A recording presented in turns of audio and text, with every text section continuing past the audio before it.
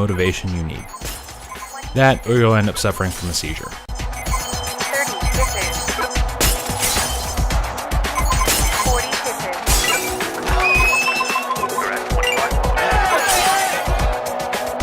But seriously, about having a seizure, the bright colors, fast movement, and insane amounts of twitchiness that this game requires, and you'll be viewing in this video review, are probably something you'll want to avoid if you're prone to such episodes.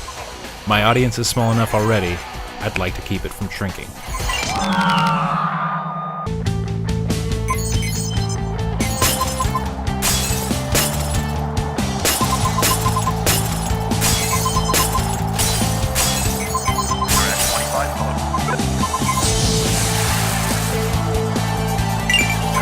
Austin is something like a base jumping simulation game when viewed through the glasses of a particularly bad drug trip. If you don't know, base jumpers are those crazy people who parachute off buildings, antennas, spans, or the earth, so high places like mountains, bridges, or skyscrapers. While the principle is the same in Awesome, the game takes place in an alternate reality where buildings and other structures float through the sky, teleportation is possible, and a bunch of other bizarre stuff is true.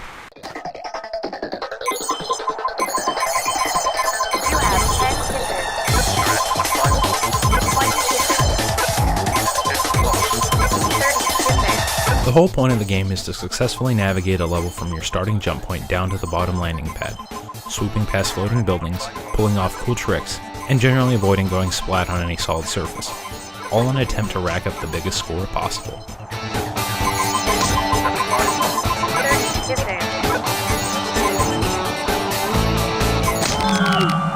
You can achieve points in a number of ways in this game. The two most basics are hugs and kisses. Kisses, which are worth 10 hugs, you get by flying in close proximity to a structure. Usually there are plenty of buildings, girders, or other items you can fly by to light up, letting you know you got another kiss. If you maintain the close proximity after you get that initial kiss, or for the couple of levels that have you gliding down a mountainside with no actual structure, you'll get additional points, known as hugs, which will keep adding up as long as you stay close. It sounds easy to pull off, but in practice, you'll have to swoop from structure to structure, racking up mad hugs and kisses, all the while not bumping into anything and either dying outright or getting knocked out into space and losing a ton of points.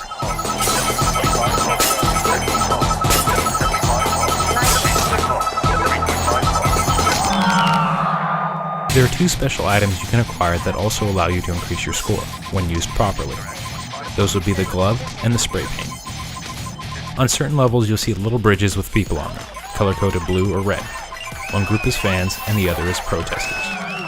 Get within range and hit the appropriate gesture, either a thumbs up or something only labeled obscene, and you'll gain huge amounts of points.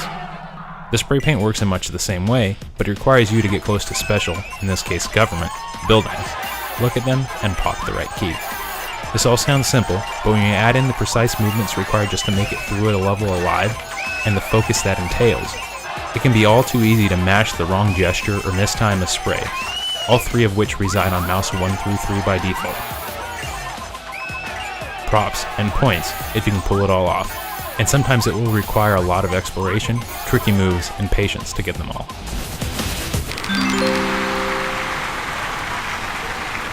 The final item you can unlock is the caffeine, which you'll want for your own sanity.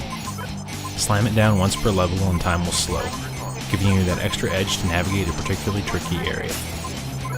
This can also be nice when you're trying to add to your score in the last 3 ways possible: hitting score plates, pulling off tricks, and sticking a perfect landing. Score plates of various values litter levels, usually outlining some sort of path through the level you'll need to hit for a top score, but of course requiring more skill to max out your points. Some levels even have multiple score plate trails. Certain levels have hidden tricks you can pull off, such as squeezing through a very tight space, which will pop up on your screen as threading the needle, or hitting a bird in midair, which is a bird strike, and you'll get big points for those as well. Landing isn't always a simple thing to do, since you'll need to deploy your parachute fins and steer with your mouse and movement keys to land within a couple of different circles for bonus points. Just make sure to take into account things like wind, as well as your rate of descent.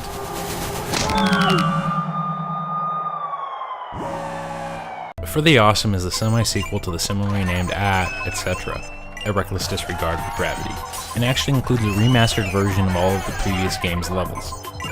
That makes 82 levels from the original, plus 43 new levels, and 6 DLC levels that were part of the 2011 Steam Christmas contest, or basically the reason I picked this game up. If you've already played the original, you'll know what to expect. Jump, fly, rack up points, and don't die. But the sequel adds in a few mechanics that didn't exist before, when about the most exotic thing you'd find were the few levels with the teleporter or bounce pad that would let you get a second run in a level to really get some hugs. In addition to those, you'll also find levels that take place in space, so you've got extra low gravity and asteroids to deal with. A few levels with double gravity, so you'll really have to be careful when it's time to land or dodge objects that are flying up at you at twice the speed you're used to. And one other mechanic you would never expect after the first game brutally punishes you by making you restart a level from scratch every time you die. Checkpoints. Checkpoint. You're at 25 levels. You have 10 kisses. 20 kisses. 30 kisses. Checkpoint. 40 kisses. 67 kisses.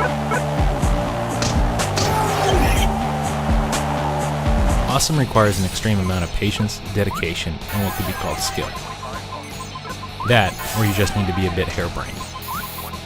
Part of that is because the game can be a bit of a grind if you find that you can't regularly complete levels with a decent score. At the end of each level, you unlock some currency to use towards the purchase of other levels, items, etc. through the menu system, which consists of a bunch of cubes, and you can only move from one cube to another adjacent cube by spending the requisite teeth or kneecaps. In this way you can pass over some more troublesome levels, as long as you can find another path through the minefield of miscellaneous stuff included, which doesn't count as an adjacent cube.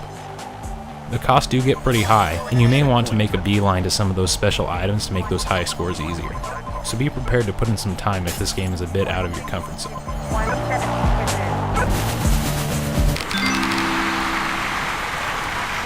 kisses. All in all, I really enjoyed this game, challenging as it was, and since I don't have anything to compare it to, I wasn't sure if I really would. There's a certain wacky humor, or twisted minds, behind the game, considering some of the random stuff that litters the menu screen, such as one video that talks about how to debristle your pig, which requires you to first locate the main lug nuts to disassemble it. The levels range from easy to pretty damn hard. I set the goal of getting a 4 out of 5 on every level before I would quit, and in that regard, after 12 hours, I had failed, since there were 2 that I just could not beat a 3 on. Still, others I managed to ace a 5 on, landing within the top 5 leaderboard that is there for all to see on my first attempt.